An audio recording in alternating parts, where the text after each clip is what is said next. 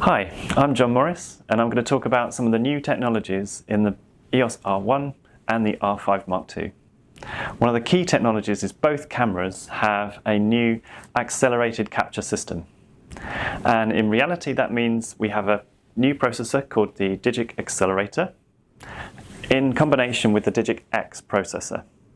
What the DIGIC Accelerator gives you is this system called accelerated capture.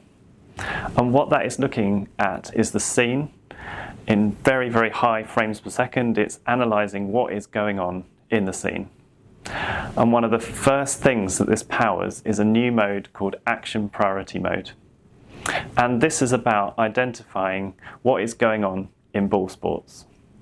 Traditionally, ball sports are quite difficult to follow where the action is going. So if you take football, for example, which is one of the key scenes that it can identify players in, it will recognise things like the arm position, the body position, so it can recognise when a player is with the ball and shooting a shot, or with the ball and throwing it in. Multiple actions can be identified by this new system. And similarly for basketball, it can actually detect when you're dribbling or shooting or passing. And the accelerated capture system looks at the head, the body, the limbs, the arms, in order to determine the main subject. So if one subject has the ball and then they pass it to the next person, then the AF position changes from one person to another person instantaneously and automatically. Before, you had to do that manually and you had to read the game yourself. What these two cameras do is analyse all these things and automatically determine the AF position and the main player. This works for football, for basketball and for volleyball. So this is revolutionary because no other camera is able to actually determine so precisely the main player. The second thing it does is registered people priority.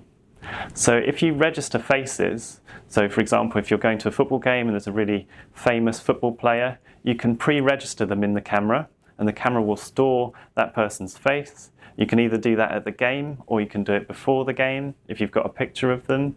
And then when you actually place them in the frame, a little icon will come up to say, I've found my registered person. And then it will follow them and it will prioritise them over other players. And you can register up to 10 people and you can prioritise them, so you can select who's going to be important in that game. Also works well for news. So if you know that a VIP is coming, you can pre-register them and they will then be the priority and the AF will track them. So that's really cool because you can have 10 people, then you can have 10 sets of 10 that you can register in the camera. So you've got 100 people as a maximum that you can register. So the other thing that it will do in this accelerated capture system is ignore obstacles passing in front of your main subject. So the camera is clever enough to take information about where you have initially put the AF position and then ignore obstacles in front. So this commonly happens in sporting situations, but it can also happen in sports situations where you have momentary obstruction. So the camera is clever enough to wait and store that information about the original subject, and then the AF position doesn't go away from the main subject. So this accelerated capture system is really intelligent and it's an assistive technology, particularly for ball sports and for motor sports.